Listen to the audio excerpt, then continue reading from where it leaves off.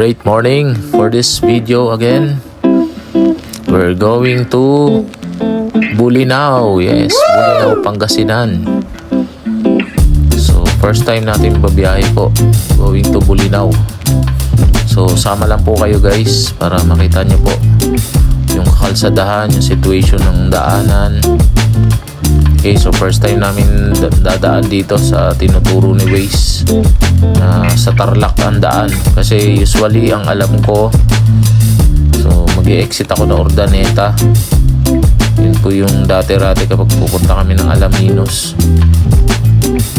Yan, so sama lang po kayo guys para makita nyo po yung situation, no? So bibisitahin natin yung mga beaches doon, no? Sinasabi na White Beach, Patar White Beach. Yan, yung mga itinerary namin for Bolinao for 3 days. Yan, yung Enchanted Cave. Isa pa yung island hopping, going to rock formations, yung mga cliff diving. So susubukan natin yan guys. At the same time, yung pinakahuli, yung river cruise, no? Sa Songayan Grill. So lahat po yan hindi natin palalagpasin habang tayo nandun po sa Bolinao. Okay, so sa mga bago pa lang po sa aming channel, please support our channel po, no? Yan. At the same time, pakisundan nyo lang po yung mga video na ina-upload namin palagi. Yan. So right now, papasok na tayo ng NLEX.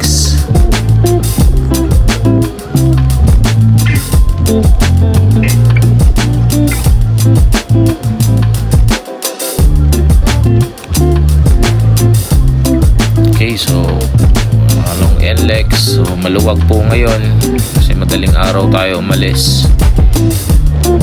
Kaya manage natin yung kakalsadahan, no? So mas maganda kung madaling araw kayo umalis para hindi kayo ma-traffic. Yan, kasi ngayon yan, please like, subscribe and hit the notification bell para updated po kayo lagi sa aming mga i-upload. Mga darating po, 3 part po ito na aming i-upload sa Bolinao. So inuuna muna namin yung road trip, maging guide nyo sa mga kalsada na dadaanan papunta po ng Bolinao, Pangasinan. So ito po ay nasa dulong bahagi na po ng Pangasinan. Kaya masisure natin na ito po ay isang paraiso na ating pupuntahan.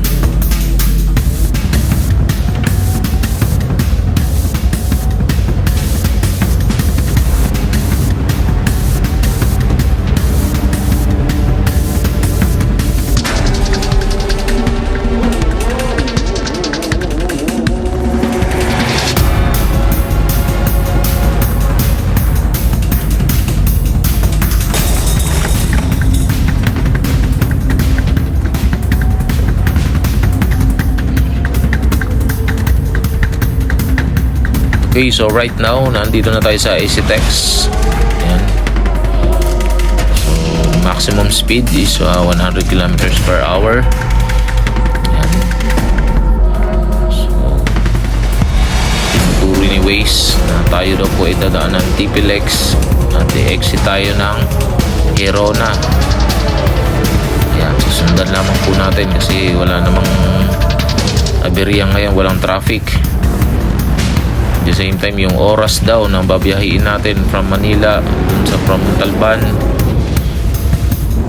is more than 5 hours. So first time ko po na mag-drive papunta ng Bolinao. Sama lang po kayo para updated po kayo sa mga kalsada, lalo sa mga hindi babalak pa lang po na bumiyahe papunta doon. Susundan niyo po itong video na sinishare ko po sa inyo.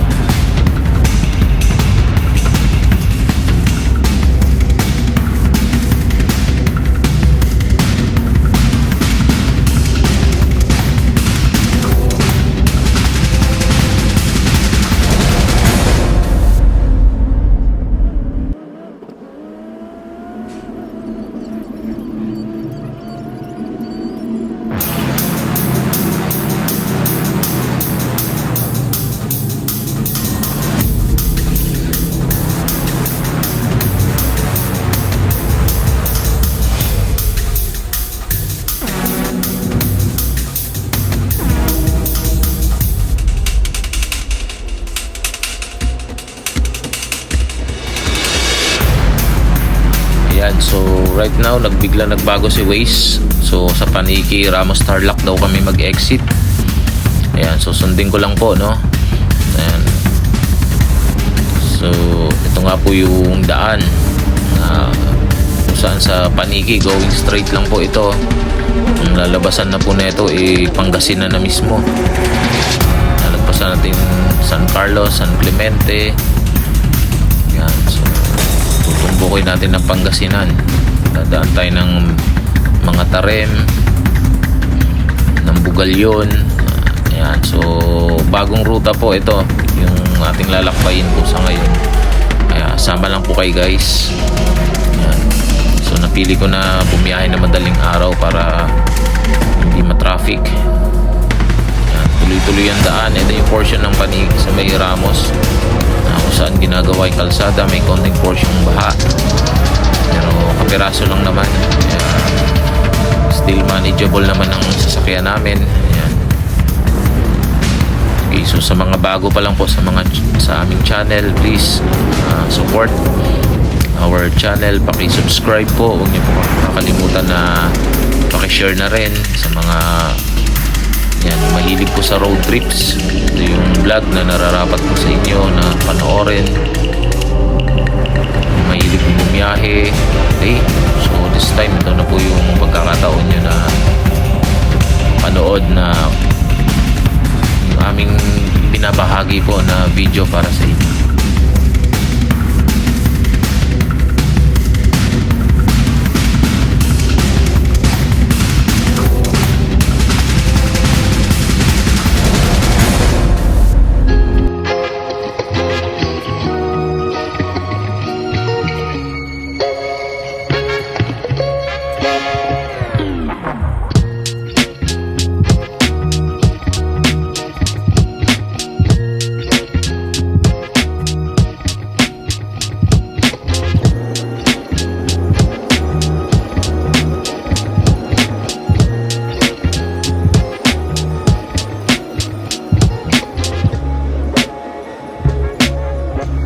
Ayan, so napapansin nyo po yung kakalsadahan po rito sa Tarlac na kung saan sobrang ganda po.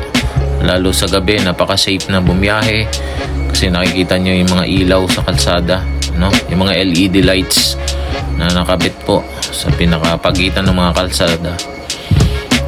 Ayan, so malapit na po tayong dumating sa pinaka-arco, pinaka-boundary ng Tarlac and Pangasinan. Okay, so sundan nyo lang po ito, no? Huwag po kayong bumitaw sa aming binabahaging video. Yan, very learning po ito para sa inyo, especially sa mga nagbabalak na bumiyahe ng Pangasinan, no? Especially going to Bulinaw. Ayan, so sama lang po kayo. So yung ating itinerary for today, ayan, ito na po yung boundary, no? Pasok mo rito, ayan, you're leaving Tarlac na, welcome to Pangasinan. Yan. So napakaganda po at napakalawak ng kalsada. Sa banayad, sobrang smooth. Yan, halos maaari ka tumakbo ng 100, no? 100 kilometers per hour.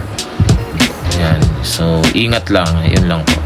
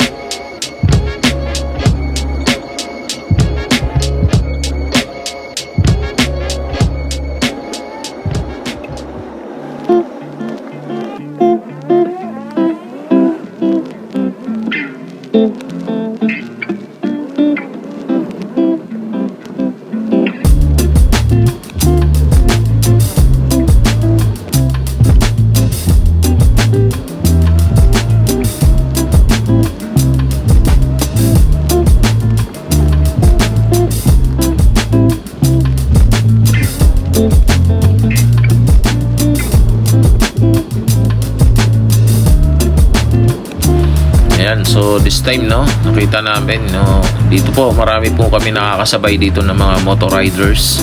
Ayan, siguro going to Bulinaw din ng mga ruta nila. Ayan, so yung ating magiging itinerary for today. Ayan, so ito po yung pinaka-munisipyo, no, ng Bugalyon. Ayan, kaya stop over muna ako at sandali na kinuna ng video. Kasi first time na makarating po rito sa lugar na ito, sa kalsadang ito na dinaraanan namin. Our itinerary for today, unahin namin pag-reach natin ng Patar Beach. So unahin muna natin yung Patar Lighthouse kasi ito po yung bukana na madadaanan bago po mapunta ng beach, sa White Sand Beach. Yan, so explore po namin yan at ibabahagi po namin sa inyo itong mga kung ano po ang meron sa Bulinaw, no? Okay, so sundan nyo lang man po ang aming video. Okay, so right now nasa Labrador na po tayo. Ayan, napakabilis po ng daan dito, no? Napakaganda, napaka-smooth. Ayan, hindi crowded. Yun po yung masasabi ko rito na magandang bisitahin yung lugar na ito ng Pangasinan.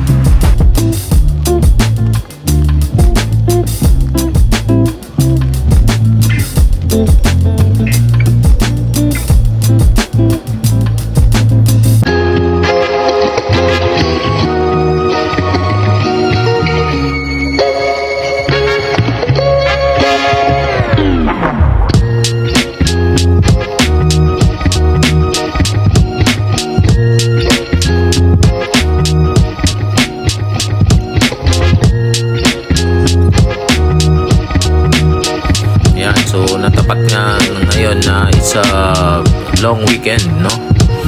Kaya may haba yung araw natin para ilibutin, no, yung ating napiling lugar na pupuntahan, ang Bulinaw, Pangasinan. Ayan. So salamat sa bakasyon, sa dalawang araw na dapat may pasok. Yes, kaya naman po yung hindi natin palalagpasin na makapag-vlog at makapag-road trip, maibahagi po sa inyo.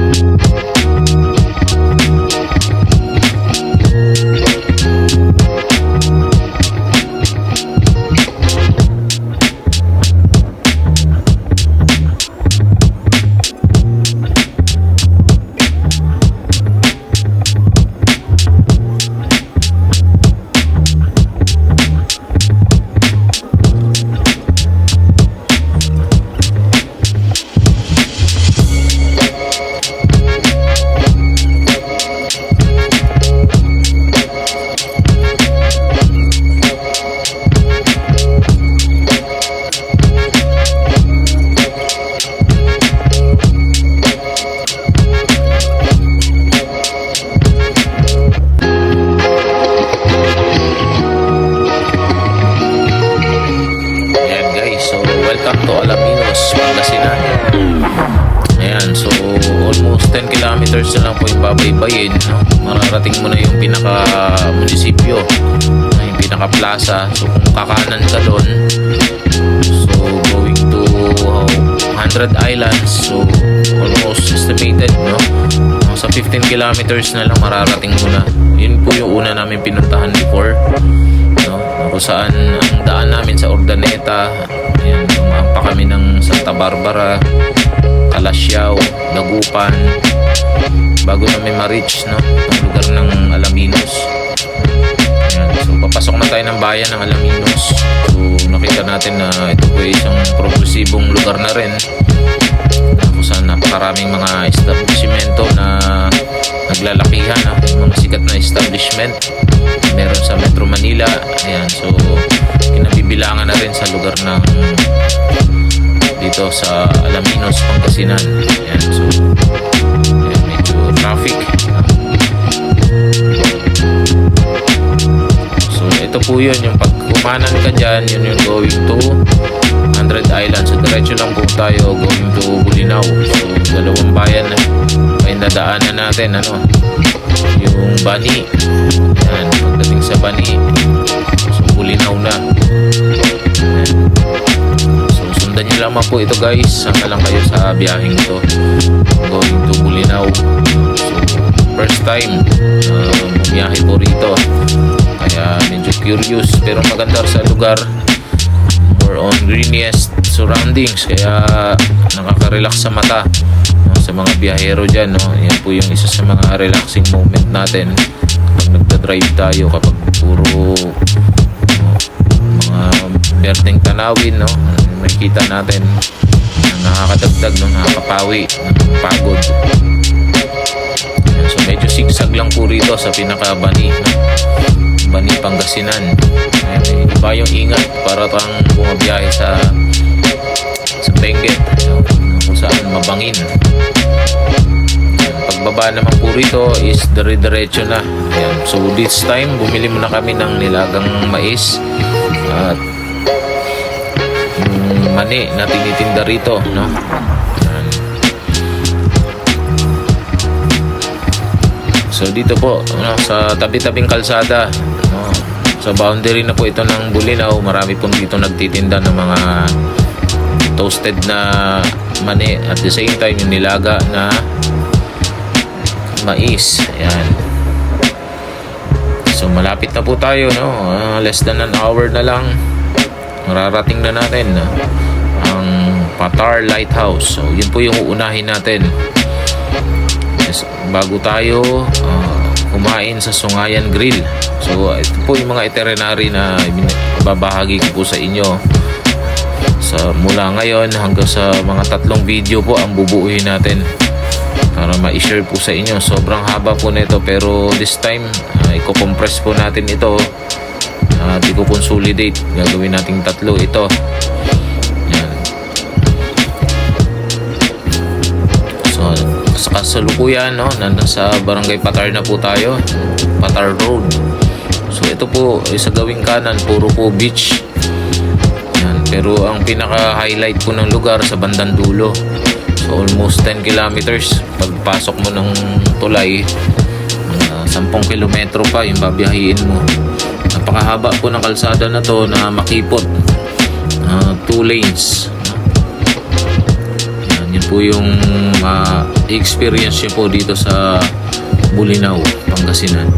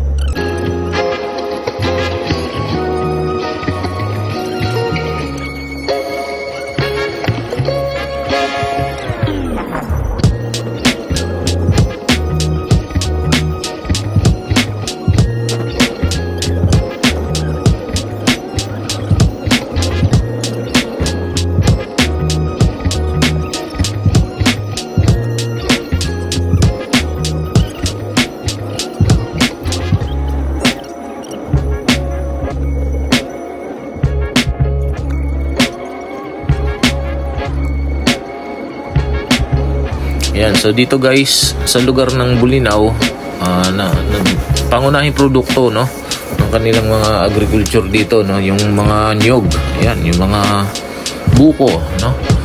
Ayan, so yun po yung pangunahin dito. Napakaraming buko sa lugar na ito, na kung saan dito nga sa aming napili na tutuluyan, no, so may tanim na buko na kung saan pwede kang kumitas. Pwede kang humingi sa kanila na libre po nila i-offer sa inyo.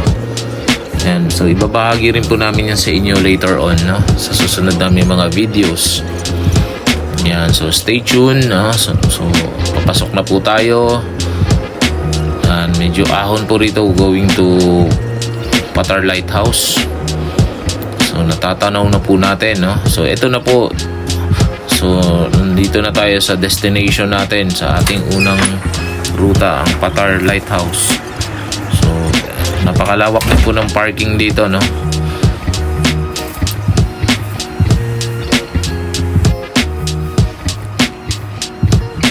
Yan, so sa entrance po, meron po ritong environmental fee na 40 pesos per head. Ayan, so yun nga, yung ticket na to itabi mo lang, no, kasi magagamit mo pa siya kung pupunta ka dun sa Patar Beach. May bayad din po ron sa public, so may environmental fee. Pero pag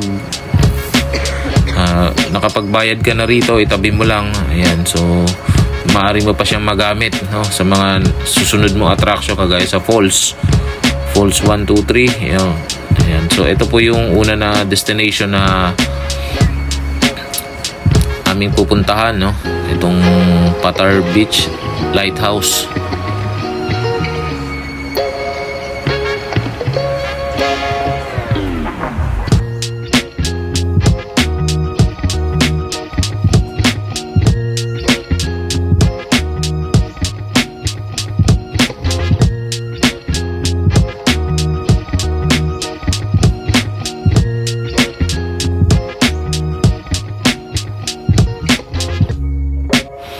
Ayan, so mostly mapapansin natin yung mga lighthouse, no, nakatirik yan sa mismong itaas ng bundok, no. So sa panahon ng mga Kastila, no, so ito yung nagsisilbi nilang mga lookout, no. Nakikita nila kung sa malayo pa lamang kung may mga kalaban na paparating, no. So ayan po yung mga nagsilbing nila, pinaka-tower noong araw, no? Until now po, no. So nagiging center of attraction na kung saan isa dito sa Bulinaw, Pangasinan.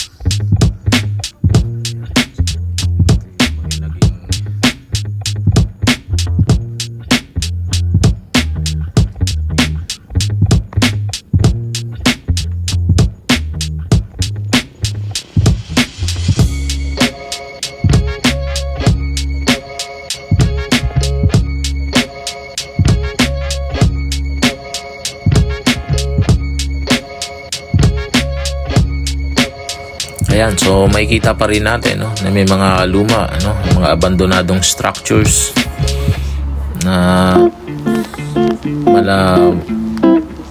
Diplomat Hotel ng Baguio.